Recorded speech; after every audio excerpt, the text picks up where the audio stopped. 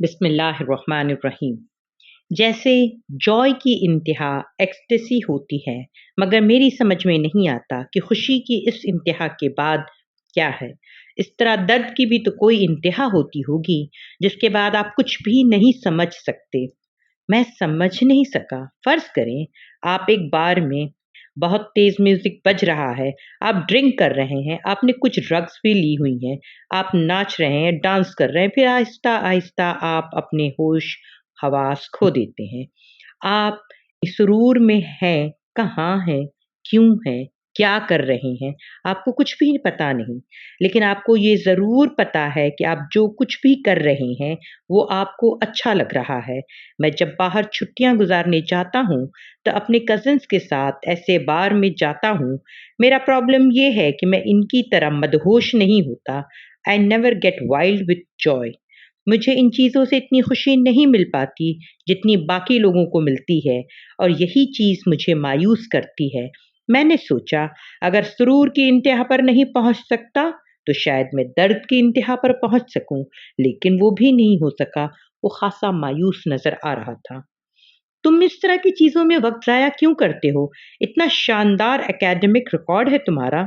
सालार ने इस बार इंतहाई बेजारी से इससे कहा, प्लीज प्लीज, अब मेरी जहानत की राग अलापना शुरू मत कीजिएगा। मुझे पता है मैं क्या हूँ। तंग आ गया हूँ मैं अपनी तारीफें सुनते सुनते। इसके लहजे में तलखी थी। साइको एनालिस्ट कुछ देर उसे देखता रहा। अपने लिए कोई गोल क्यों नहीं सेट करते तुम? मैंने किया है। क्या? मुझे खुदकुशी की एक और कोशिश करनी है, मुकम्मल इत्मीनान था। क्या तुम्हें कोई डिप्रेशन है? Not at all. तो फिर मरना क्यों चाहते हो? एक गहरा सांस। क्या आपको एक बार फिर से मैं बताना शुरू करूं कि मैं मरना नहीं चाहता, मैं कुछ और करने की कोशिश कर रहा हूं? वो उकताया। बात घूम फिर कर वहीं आ गई थी। साइको एनालिस्ट कुछ देर सोचता रहा। क्या तुम ये सब किसी लड़की की वजह से कर रहे हो? सालार ने गर्दन मोड़कर हैरानी से उसे देखा। लड़की की वजह से? हाँ, कोई ऐसी लड़की जो तुम्हें अच्छी लगती हो, जिससे तुम शादी करना चाहते हो। उसने बेइख्तियार कहकहा लगाया और फिर वो हंसता ही गया। माय गॉड, आपका मतलब है कि किसी लड़की की मोहब्बत की वजह से मैं खुदकुशी? ओह! एक बार फिर बात अधूरी छोड़कर हंसने लगा। लड़की की मोहब्बत, खुदकुशी, क्या मजाक है। वो अब अपनी हंसी पर काबू पाने की कोशिश कर रहा था। साइको एनालिस्ट ने इस तरह के कई सेशंस इसके साथ किए थे, और हर बार नतीजा ढाक के वही तीन बात रहा। आप इसको तालीम के लिए बैरून मुल्क भिजवाने के बजाय यहीं रखें और इस पर बहुत ज़्यादा तवज्जो दें। हो सकता है तवज्जो हासिल करने के लिए ये सब करता हो। उसने कई माह के बाद सालार के माँ बाप को मशवरा दिया, जिसका नतीजा ये हुआ कि उसे बाहर भिजवाने के बजाय इस्लामाबाद के एक इदारे में एडमिशन दिलवा दिया गया। सिकंदर उस्मान को इत्मीनान था कि वो उसे अपने पास रखेंगे तो शायद वो दोबारा ऐसी हरकत ना करे। सालार ने इनके इस फैसले पर किसी रद्द अमल का इजहार नहीं किया, बिल्कुल इस तरह जिस तरह ने इनके इस फैसले पर किसी खुशी का इजहार नहीं किया था। इसे बैरून मुल्क तालीम के लिए भिजवाया जाएगा। साइको एनालिस्ट के साथ आखिरी सेशन के बाद सिकंदर उस्मान उसे घर ले आए और उन्होंने तैयबा के साथ मिलकर उससे एक लंबी चौड़ी मीटिंग की। वो दोनों अपने बेडरूम में बिठाकर उसे इन तमाम आसाइशों के बारे में बताए जो वो पिछले कई सालों से उसे फराहम करते रहे थे। उन्होंने उसे इन तवक्कुआत के बारे में भी बताया जो वो इससे रखते थे। उसे इन मोहब्बत भरे जज्बात से भी आगाह किया जो वो उसके लिए महसूस करते थे। वो बेतासुर चेहरे के साथ च्युइंगम चबाता बाप की बेचैनी और माँ के आंसू देखता रहा। गुफ्तगू के आखिर में सिकंदर उस्मान ने तकरीबन तंग आकर उससे कहा, तुम्हें किस चीज़ की कमी है? क्या है जो तुम्हारे पास नहीं है, या जो तुम्हें चाहिए मुझे बताओ। सालार सोच में पड़ गया।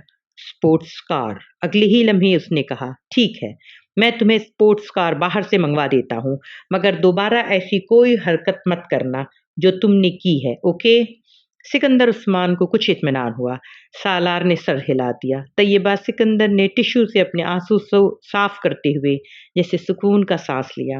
वो कमरे से चला गया तो सिकंदर उस्मान ने सिगार सुलगाते हुए उनसे कहा, तैयबा, तुम्हें इस पर बहुत तवज्जो देनी पड़ेगी। अपनी एक्टिविटीज़ कुछ कम करो और कोशिश करो उसके साथ रोज़ाना कुछ वक्त गुजार सको। तैयबा ने सर हिला दिया। वसीम ने मामा को दूर से ही लॉन में बैठे देखा। वो कानों पर हेडफोन लगाए वॉकमैन पर कुछ सुन रही थी। वसीम दबे कदमों से उसकी पुश्त की जानिब से उसके अकब में गया और उसके पास जाकर उसने एकदम इमामा के कानों से हेडफोन के तार खींच लिए। इमामा ने बर्क रफ्तारी से वॉकमैन का स्टॉप बटन दबाया था। क्या सुना जा रहा है यहाँ अकेले बैठे बैठे? वसीम ने बुलंद आवाज में कहते हुए हेडफोन को अपने कानों में ठूंस लिया, मगर तब तक इमामा कैसेट बंद कर चुकी थी। कुर्सी से उठकर खड़े होकर उसने हेडफोन को अपनी तरफ खींचते हुए वसीम से कहा, बदतमीजी की भी कोई हद होती है वसीम, बिहेव योरसेल्फ। इसका चेहरा गुस्से से सुर्ख हो रहा था। वसीम ने हेडफोन के सरों को नहीं छोड़ा। इमामा के गुस्से का इस पर कोई असर नहीं हुआ था।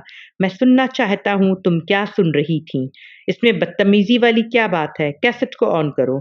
इमामा ने कुछ झुंझलाते हुए हेडफोन को वॉकमैन से अलग कर दिया। मैं तुम्हारे सुनने के लिए वॉकमैन लेकर यहाँ नहीं बैठी, दफा हो जाओ ये हेडफोन लेकर। वो एक बार फिर अपनी कुर्सी पर बैठ गई। उसने वॉकमैन को बड़ी मजबूती के साथ अपने हाथ में जकड़ा हुआ था। वसीम को लगा जैसे वो कुछ घबराई हुई है, मगर वो घबराएगी क्यों? वसीम ने सोचा और उसको ख्याल को जहन से छटकते हुए सामने वाली कुर्सी पर जाकर बैठ गया। हेडफोन को उसने मेज पर रख दिया।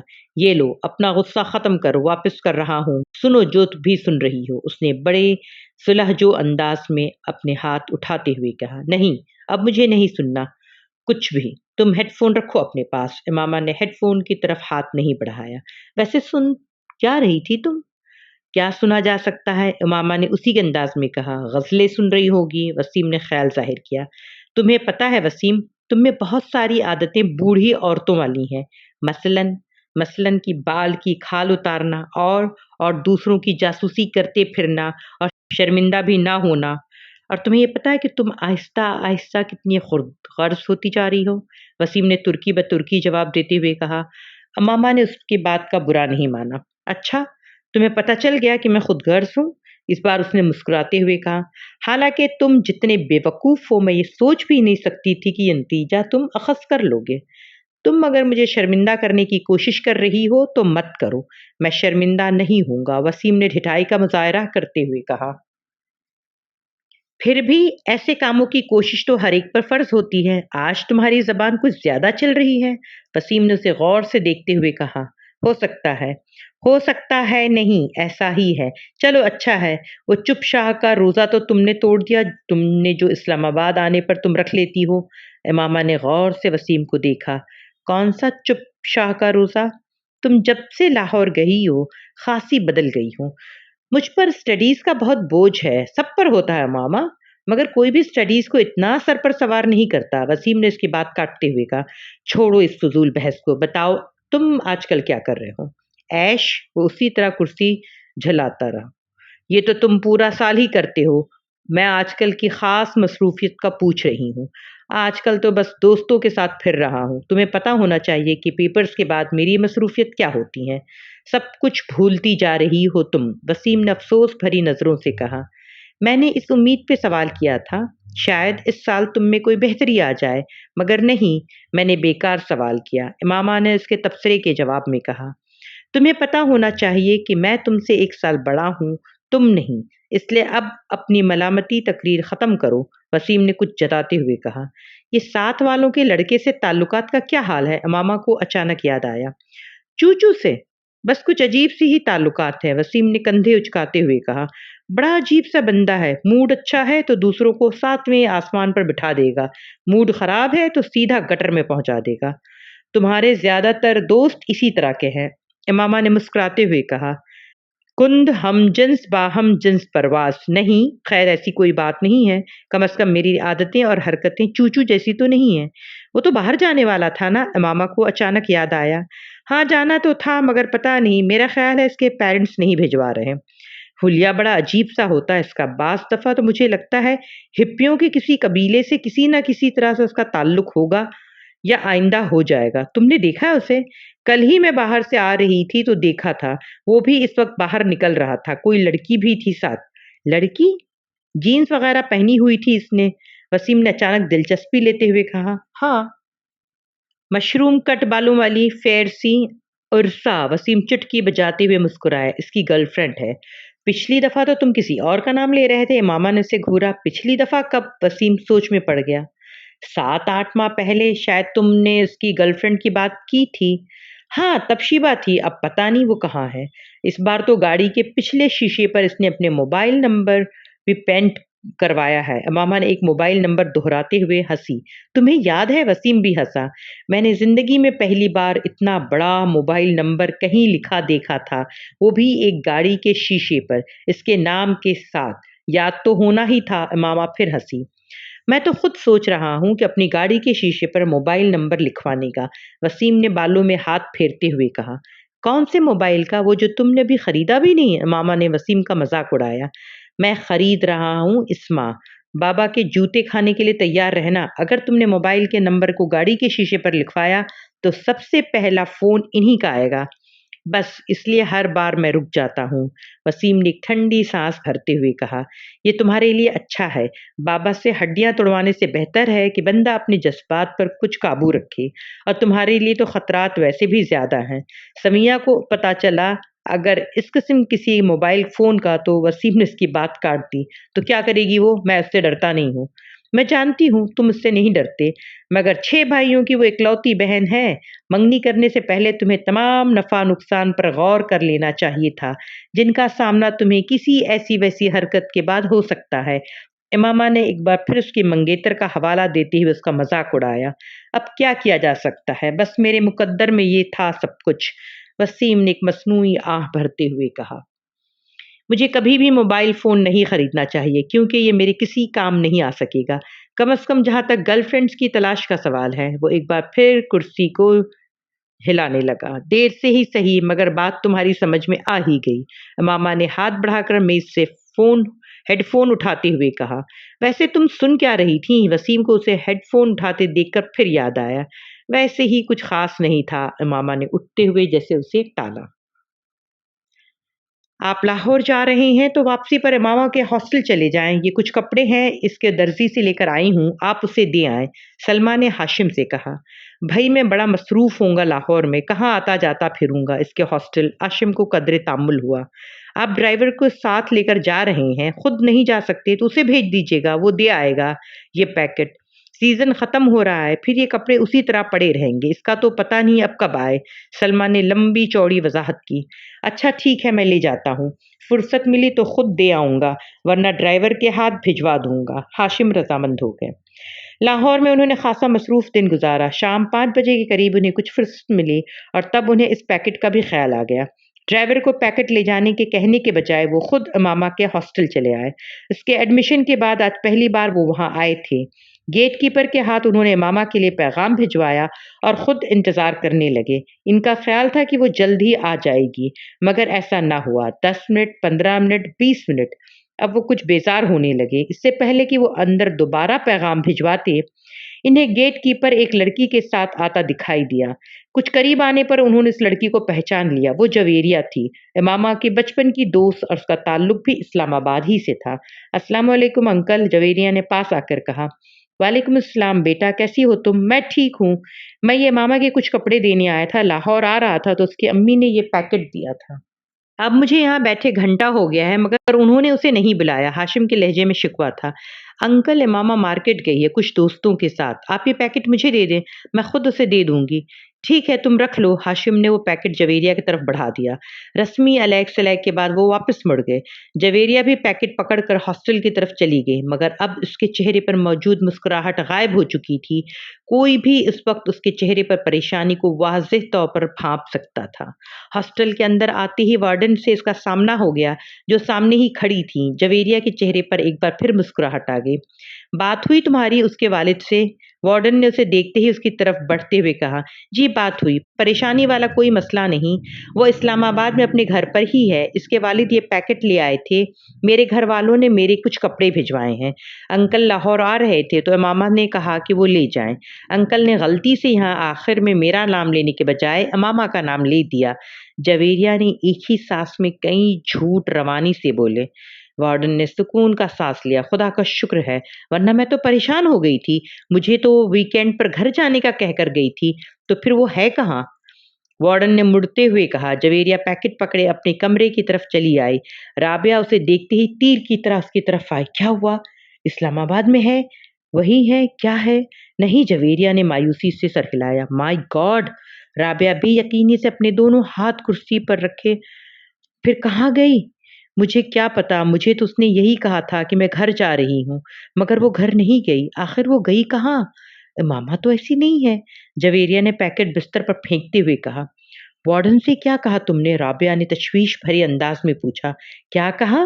جھوٹ بولا ہے، اور کیا کہہ سکتی ہوں؟ یہ بتا دیتی کہ وہ اسلام آباد نہیں ہے تو ہاسٹل میں ابھی سے ہنگامہ شروع ہو جاتا، وہ تو پولیس کو بلوا لیتی، جویریہ نے ناخن کاٹتے ہوئے کہا۔ اور انکل کو، ان کو کیا بتایا؟ رابعہ نے پوچھا۔ ان سے بھی جھوٹ بولا، ان کو یہی کہا کہ وہ مارکیٹ گئی ہے۔ مگر اب کیا ہوگا؟ رابعہ پریشانی کے عالم میں کہا۔ مجھے تو یہ فکر ہے کہ اگر وہ واپس نہ آئی تو میں تو بری طرح پکڑی جاؤں گی۔ سب یہی سمجھیں گے کہ مجھے اس کے پروگرام کا پتہ تھا، اس لیے میں نے وارڈن اور اس کے گھر والوں سب سے کچھ چھپایا۔ اب جویریہ کی پریشانی بڑھتی جا رہی تھی۔ کہیں امامہ کو کوئی حادثہ ہی پیش آ نہ گیا ہو، ورنہ وہ ایسی لڑکی تو نہیں اس طرح۔ رابعہ کو اچانک ایک خدشے نے ستایا۔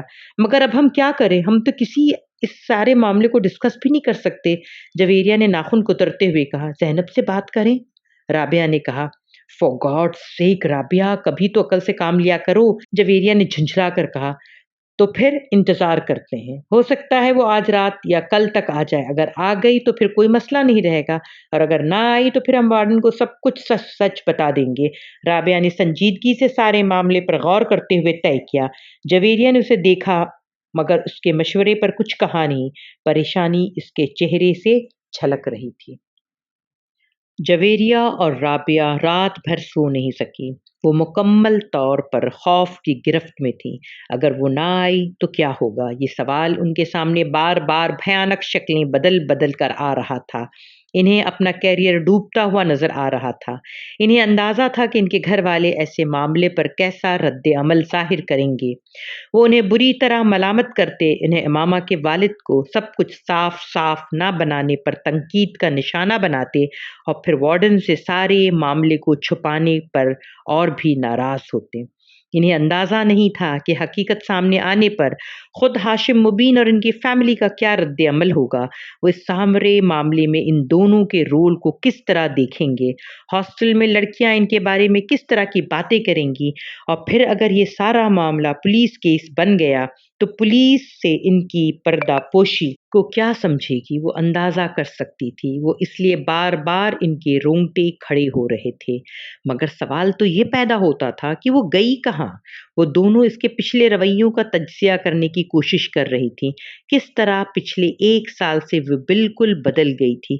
اس نے ان کے ساتھ گھومنا پھرنا بند کر دیا تھا۔ وہ الجھی رہنے لگی تھی۔ پڑھائی میں اس کا انہماک بھی کم ہو گیا تھا، اور اس کی کم گوئی، اور جو ایک بار وہ ہمارے شاپنگ کے لیے جانے پر پیچھے سے غائب تھی، تب بھی یقیناً وہ وہیں گئی ہوگی جہاں وہ اب گئی ہے، اور ہم نے کس طرح بے وقوفوں کی طرح اس پر اعتبار کر لیا۔ رابعہ کو پچھلی ساری باتیں یاد آ رہی تھیں، مگر امامہ ایسی نہیں تھی۔ میں تو اسے بچپن سے جانتی ہوں، وہ ویسی بالکل بھی نہیں ہے۔ جویریہ کو اب بھی اس پر کوئی شک نہیں ہو رہا تھا۔ ایسا ہونے میں کوئی تھوڑی دیر لگتی ہے، انسان کا کردار کمزور ہونا چاہیے۔ رابعہ کی بدگمانی انتہا پر پہنچی ہوئی تھی۔ رابعہ اس کی مرضی سے اس کی منگنی ہوئی تھی، اور وہ اور اسجد ایک دوسرے کو پسند کرتے تھے، پھر وہ اس طرح کی حرکت کیسے کر سکتی ہے؟ جویریہ نے اس کا دفاع کرنے کی کوشش کی۔ تو پھر تم بتاؤ کہ وہ کہاں ہے؟ میں نے تو مکھی بنا کر اس سے کسی دیوار کے ساتھ نہیں چپکایا۔ اس کے بابا اس سے ملنے یہاں آئے اور وہ اپنے گھر سے آئے، تم ظاہر ہے وہ گھر پر نہیں گئی، اور ہم سے وہ یہی کہہ کر گئی تھی کہ وہ گھر جا رہی ہے، رابعہ نے جھنجھلاہٹ سے کہا۔ ایسا بھی تو ہو سکتا ہے کہ اسے کوئی حادثہ پیش آ گیا ہو سکتا ہے وہ اسی لیے گھر نہ پہنچ سکی ہو۔ وہ ہر بار یہاں سے فون کر کے اسلام آباد اپنے گھر والوں کو اپنے آنے کی اطلاع دے دیتی تھی، تاکہ اس کا بھائی اس کو کوسٹر کے سٹینڈ سے پک کر لے۔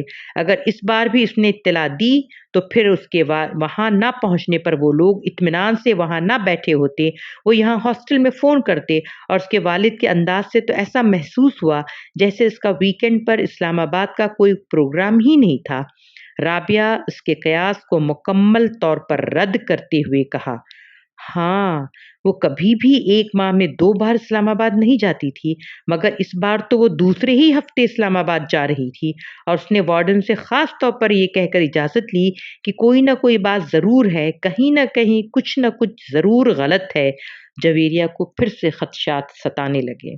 इसके साथ हम भी बुरी तरह डूबेंगे, हमसे बहुत बड़ी गलती हुई जो हमने सब कुछ इसको कवर अप किया।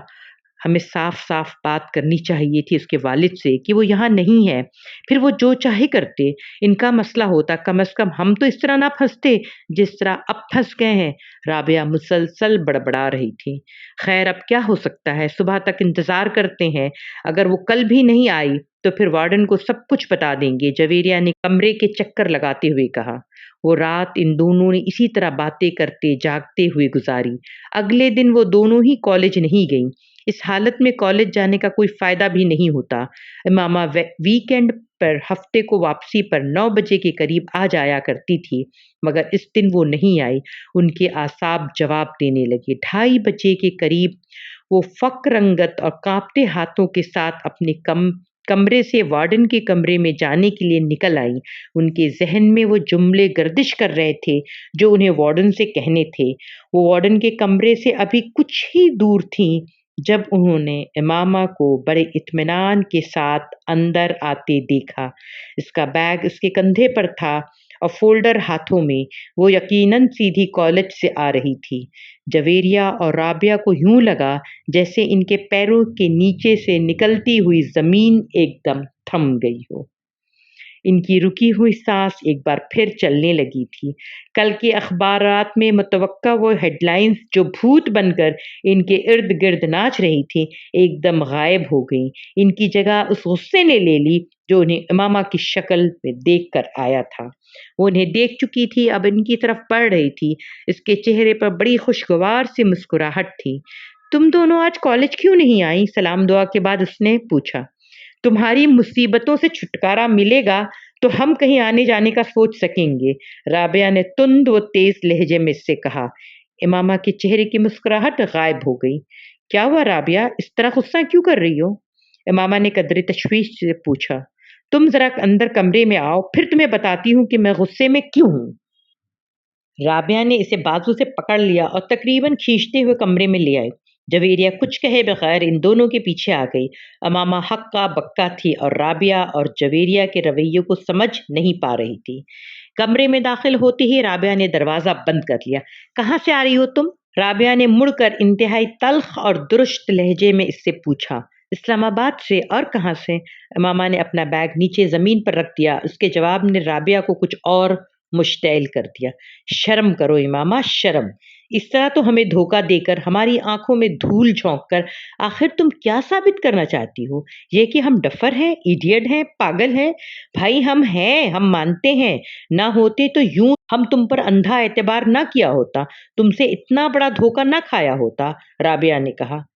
"मुझे तुम्हारी कोई बात समझ नहीं आ रही। कौन-सा धोखा, कैसा धोखा, क्या है? बेहतर नहीं कि तुम आराम से मुझे अपनी बात समझाओ," इमामा ने बेचारगी से कहा। "तुम वीकेंड कहाँ गुज़ार कर आई हो?" जवेरिया ने पहली बार गुफ्तगू में मुदाखलत की। "तुम्हें बता चुकी हूँ इस्लामाबाद में, वहाँ से आज सीधा कॉलेज आई हूँ और अब कॉलेज से।" राबिया ने उसकी बात को मुकम्मल होने नहीं दिया। "बकवास बंद करो, ये झूठ अब नहीं चल सकता। तुम इस्लामाबाद नहीं गई थी। ये तुम कैसे कह सकती हो?" इस बार इमामा ने भी कदरे बुलंद आवाज़ में कहा। "क्योंकि तुम्हारे फ़ादर यहाँ आए थे कल।" मामा का रंग उड़ गया, वो कुछ बोल ही न सकी। "अब क्यों मुँह बंद हो गया? अब भी कहो कि तुम इस्लामाबाद से आ रही हो," राबिया ने तंज़ लहजे में कहा। "बाबा यहाँ आए थे?" इमामा ने अटकते हुए कहा। "हाँ, आए थे, तुम्हारे कुछ कपड़े देने के लिए," जवेरिया ने कहा। "इन्हें ये पता चल गया कि मैं हॉस्टल में नहीं हूँ। मैंने झूठ बोल दिया था कि तुम हॉस्टल से किसी काम के लिए बाहर गई हो। वो कपड़े देकर चले गए," जवेरिया ने कहा। इमामा ने बेइख्तियार इत्मीनान भरा साँस लिया। यानी इन्हें कुछ पता नहीं चला। इसने बिस्तर पर बैठकर अपने जूते के स्ट्रैप्स खोलते हुए कहा, "नहीं, इन्हें कुछ नहीं पता चला। तुम मुँह उठाकर अगले हफ्ते फिर कहीं रवाना हो जाना।" مائنڈ یو امامہ، میں اب وارڈن سے اس سلسلے میں بات کرنے والی ہوں۔ ہم تمہاری وجہ سے خاصی پریشانی اٹھا چکے ہیں، مزید اٹھانے کے لیے تیار نہیں ہیں۔ بہتر ہے تمہارے پیرنٹس کو تمہاری ان حرکتوں کے بارے میں پتہ چل جائے۔ رابعہ نے دو ٹوک انداز میں اس سے کہا۔ امامہ نے سر اٹھا کر اسے دیکھا۔ کون سی حرکتوں کے بارے میں نے کیا کیا ہے؟ کیا کیا ہے؟ ہاسٹل سے اس طرح 2 دن کے لیے گھر کا کہہ کر غائب ہو جانا تمہارے نزدیک کوئی بڑی بات نہیں ہے؟ امامہ نے جواب دینے کے بجائے دوسرے جوتے کو بھی کھولنے لگی۔ مجھے وارڈن کے پاس ہی چلے جانا چاہیے، رابعہ نے غصے کے عالم میں دروازے کی طرف بڑھتے ہوئے کہا۔ جویریہ نے آگے بڑھ کر اسے روکا۔ وارڈن سے بات کر لیں گے، پہلے اس سے تو بات کر لیں، تم جلد بازی مت کرو۔ مگر تم اس ڈھیٹ کا اطمینان تو دیکھو، مجال ہے جو ذرا شرمندہ بھی ہو، اس کے چہرے پر پریشانی ہو۔ تو رابعہ نے غصے میں امامہ کی طرف اشارہ کرتے ہوئے کہا، میں تم دونوں کو سب کچھ بتاؤں گی، اتنا غصے میں آنے کی ضرورت نہیں ہے۔ میں نے کوئی غلط کام نہیں کیا، نہ ہی کسی غلط جگہ پر گئی ہوں اور نہ ہی بھاگی بھی ہوں۔ امامہ نے جوتوں کی قید سے اپنے پیروں کو آزاد کرتے ہوئے قدرے دھیمے لہجے میں کہا۔ پھر تم کہاں گئی تھیں؟ اس بار جویریہ نے پوچھا۔ اپنی ایک دوست کے وہاں۔ کون سی دوست؟ ہے ایک۔ اس طرح کے جھوٹ کیوں بول رہی ہوں؟ میں تم لوگوں کے سوالوں سے بچنا چاہتی تھی، اور گھر والوں کو بتاتی یا ان سے اجازت لینے کی کوشش کرتی تو وہ کبھی اجازت نہ دیتے۔ کس کے وہاں گئی تھی اور کس لیے؟ جویریہ نے اس بار قدرے تجسس آمیز انداز میں پوچھا۔ میں نے کہا نا، میں بتا دوں گی، کچھ وقت دو مجھے، امامہ نے اس کی بات کے جواب میں کہا۔ کوئی وقت نہیں دے سکتے تمہیں وقت دیں تاکہ ایک بار پھر غائب ہو جاؤ اور اس بار واپس نہ آؤ، رابعہ نے اس بار بھی ناراضی سے کہا، مگر پہلے کی نسبت اس بار اس کا لہجہ دھیما تھا۔ تمہیں تو اس بات کا بھی احساس نہیں ہے کہ تم نے ہماری پوزیشن کو کتنی آکورڈ بنا دی تھی۔ اگر تمہارے اس طرح غائب ہونے کا پتہ چل جاتا تو ہماری کتنی بے عزتی ہوتی، اس کا احساس ہے تمہیں؟ رابعہ نے اسی انداز میں کہا۔ مجھے یہ توقع نہیں تھی کہ بابا یہاں اس طرح اچانک آ جائیں گے، اس لیے میں نے بھی سوچا نہیں تھا تم لوگوں کو کسی نازک صورتحال کا سامنا کرنا پڑ سکتا ہے، ورنہ میں اس طرح کبھی نہ کرتی، امامہ نے معذرت خواہانہ انداز میں کہا۔ تم کم از کم ہم پر اعتبار کر کے ہمیں بتا کر تو جا سکتی تھی، جویریہ نے کہا۔ میں آئندہ ایسا کبھی نہیں کروں گی، امامہ نے کہا۔ کم از کم میں تمہارے کسی وعدے، کسی بات پر اعتبار نہیں کر سکتی، رابعہ نے دو ٹوک انداز میں کہا۔ مجھے اپنی پوزیشن کلیئر کرنے دو رابعہ، تم مجھے غلط سمجھ رہی ہو، امامہ نے اس بار کمزور انداز میں کہا۔ تم کو احساس ہے کہ تمہاری وجہ سے ہمارا کیریئر اور ہماری زندگی کس طرح داؤ پر لگ گئی تھی؟ یہ دوستی ہوتی ہے، اسے دوستی کہتے ہیں۔ ٹھیک ہے، مجھ سے غلطی ہو گئی، مجھے معاف کر دو، امامہ نے جیسے ہتھیار ڈالتے ہوئے کہا۔ جب تک تم نہیں بتاؤ گی تم غائب کہاں تھی، میں تمہاری کوئی معذرت قبول نہیں کروں گی، رابعہ نے دو ٹوک انداز میں کہا۔ امامہ کچھ دیر اسے دیکھتی رہی، پھر اس نے کہا، میں صبیحہ کے گھر چلی گئی تھی۔ جویریہ اور رابعہ نے حیرانی سے اسے ایک دوسرے کو دیکھا۔ کون؟ ان دونوں نے تقریباً بیک وقت پوچھا۔ تم لوگ جانتی ہو اسے، امامہ نے کہا۔ وہ 4th ایئر کی صبیحہ، جویریہ نے بے اختیار پوچھا۔ امامہ نے سر ہلایا۔ مگر سے گھر کس لیے گئی تھی تم؟ دوستی ہے اس سے میری، امامہ نے کہا۔ دوستی؟ کیسی دوستی؟ 4 دن کی سلام دعائیں تمہارے اور تم اس کے ساتھ، میرا خیال ہے تم تو اسے اچھی طرح جانتی بھی نہیں ہو، پھر اس کے گھر رہنے کے لیے کیوں چل پڑی؟ جویریہ نے اعتراض کرتے ہوئے کہا۔ وہ بھی اس طرح جھوٹ بول کر، کم از کم اس کے گھر جا کر رہنے کے لیے تمہیں ہم سے یا ہمارے گھر والوں سے جھوٹ بولنے کی کیا تھی ضرورت؟ رابعہ نے اسی لہجے میں کہا۔ تم اسے کال کر کے پوچھ لو کہ میں اس کے گھر پہ تھی یا نہیں، امامہ نے کہا۔ چلو مان لیا کہ تم اس کے گھر پہ تھی، مگر کیوں تھی؟ جویریہ نے پوچھا۔ امامہ خاموش رہی، پھر کچھ دیر بعد اس نے کہا، مجھے اس کی مدد کی ضرورت تھی۔ ان دونوں نے حیران ہو کر دیکھا۔ کس سلسلے میں؟ امامہ نے سر اٹھایا اور پلکیں جھپکائے بغیر دیکھتی رہی۔ جویریہ کچھ بے چینی محسوس کی۔ کس سلسلے میں؟ تم اچھی طرح جانتی ہو، امامہ نے قدرے مدھم انداز میں کہا۔ میں؟ جویریہ کچھ گڑبڑا کر رابعہ کو دیکھا جو بڑی سنجیدگی سے اس کے دیکھ رہی تھی۔ ہاں، تم اچھی طرح جانتی ہو۔ تم پہیلیاں مت بچھواؤ، سیدھی اور صاف صاف بات کرو، جویریہ نے قدرے سخت لہجے میں کہا۔ امامہ نے سر اٹھا کر خاموشی سے دیکھنے لگی، پھر کچھ دیر بعد شکست خوردہ انداز میں اس نے سر جھکا دیا۔ بتاؤ نا، آخر تمہاری زندگی کی سب سے بڑی خواہش کیا ہے؟ اس دن کالج میں امامہ نے جویریہ سے اصرار کیا۔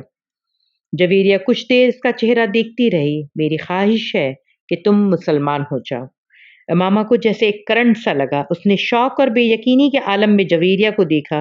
वो धीमे लहजे में कहती जा रही थी, तुम मेरी इतनी अच्छी और गहरी दोस्त हो कि मुझे ये सोचकर तकलीफ होती है कि तुम गुमराही के रास्ते पर चल रही हो और तुम्हें इसका एहसास तक नहीं है। ना सिर्फ तुम बल्कि तुम्हारी पूरी फैमिली। मेरी ख्वाहिश है कि नेक आमाल पर अगर अल्लाह मुझे जन्नत में भेजे तो तुम मेरे साथ हो, लेकिन इसके लिए मुसलमान होना तो ज़रूरी है। मामा के चेहरे पर एक के बाद एक रंग आ रहा था। बहुत देर बाद वो कुछ बोलने के काबिल हो सकी। मैं तो तवक्को नहीं कर सकती थी जवेरिया कि तुम मुझसे तहरीम जैसी बातें करोगी। तुम्हें तो मैं अपना दोस्त समझती थी, मगर तुम भी। जवेरिया ने नरमी से इसकी बात काट दी। तहरीम ने तुमसे तब जो कुछ कहा था ठीक कहा था। इमामा पलके झपकाए बगैर उसे देखती रही। उसे जवेरिया की बातों से बहुत तकलीफ हो रही थी। और सिर्फ आज ही नहीं, मैं इस वक्त भी तहरीम को सही समझती थी, मगर मेरी तुम्हारे साथ दोस्ती थी और मैं चाहने के बावजूद तुमसे ये नहीं कह सकी कि मैं तहरीम को हक बजानिब समझती हूँ। अगर वो ये कहती थी कि तुम मुसलमान नहीं हो तो ये ठीक था कि तुम मुसलमान नहीं हो। मामा की आंखों में आंसू आ गए। कुछ भी कहे बगैर वो एक झटके से उठ खड़ी हुई। जवेरिया भी उसके साथ खड़ी हो गई। मामा ने कुछ भी कहे बगैर वहां से जाने की कोशिश की, मगर जवेरिया ने इसका बाजू पकड़ लिया। तुम मेरा बाजू छोड़ दो, मुझे जाने दो। आइंदा कभी मैं तुमसे बात तक नहीं करूंगी। मामा ने भर्राए हुए लहजे में उसे अपना बाजू छुड़ाने की कोशिश करते हुए कहा। मामा, मेरी बात समझने की कोशिश करो। मामा ने इसकी बात काट दी। तुमने कितना हर्ट किया है मुझे जवेरिया। मुझे कम से कम तुमसे ये उम्मीद नहीं थी। मैं तुम्हें हर्ट नहीं कर रही हूँ, हकीकत बता रही हूँ। रोने या जज्बात में आने के बजाय तुम ठंडे दिल व दिमाग से मेरी बात पर सोचो। आखिर तुमको बेकार किसी बात पर हर्ट क्यों करूंगी। जवेरिया ने इसके बाजू को नहीं छोड़ा। ये तो तुम्हें पता होगा कि तुम मुझे हर्ट क्यों कर रही हो, मगर मुझे आज ये अंदाज़ा ज़रूर हो गया कि तुम में और तहरीम में कोई फ़र्क नहीं है, बल्कि तुमने तो मुझे इससे भी ज़्यादा तकलीफ़ पहुंचाई है। इससे मेरी दोस्ती इतनी पुरानी नहीं थी जितनी तुम्हारे साथ है। मामा के गालों पर आंसू बह रहे थे और मुसलसल अपना बाजू जवेरिया की गिरफ्त से आज़ाद करवाने की कोशिश कर रही थी। ये तुम्हारा इसरार था कि मैं तुम्हें अपनी ज़िंदगी की सबसे बड़ी ख्वाहिश बताऊं। मैं इसलिए तुम्हें नहीं बता रही थी और मैंने तुम्हें पहले ही वार्न किया था कि तुम मेरी बात पर बहुत नाराज़ होगी, मगर तुमने मुझे यकीन दिलाया था कि ऐसा कभी नहीं होगा। जवेरिया ने उसे याद दिलाने की कोशिश की। मुझे अगर ये पता होता कि तुम मेरे साथ इस तरह की बात करोगी तो मैं कभी तुमसे तुम्हारी ज़िंदगी की सबसे बड़ी ख्वाहिश जानने पर इसरार ना करती। मामा ने इस बार कदरे गुस्से से कहा। अच्छा, मैं दोबारा इस मामले पर तुमसे बात नहीं करूंगी, जवेरिया ने कदरे मुदाफ़ियाना अंदाज में कहा। इससे क्या होगा, मुझे तो पता चल गया ना कि तुम्हारी हकीकत, तुम मेरे बारे में क्या सोचती हो। हमारी दोस्ती अब कभी भी पहले जैसी नहीं हो सकती। आज तक मैंने कभी तुम पर इस तरह की तनकीद नहीं की, मगर तुम मुझे इस्लाम का एक फ़िरका समझने के बजाय गैर मुस्लिम बना रही हो। इमामा ने कहा, मैं अगर ऐसा कर रही हूँ तो गलत नहीं कर रही। इस्लाम के तमाम फ़िरके कम अज़ कम ये ईमान ज़रूर रखते हैं कि हुज़ूर सल्लल्लाहु अलैहि वसल्लम आखिरी रसूल हैं और उनके बाद नबूवत का सिलसिला ख़त्म हो चुका है। इस बार जवेरिया को भी गुस्सा आ गया। माइंड योर लैंग्वेज, इमामा भी भड़क उठी।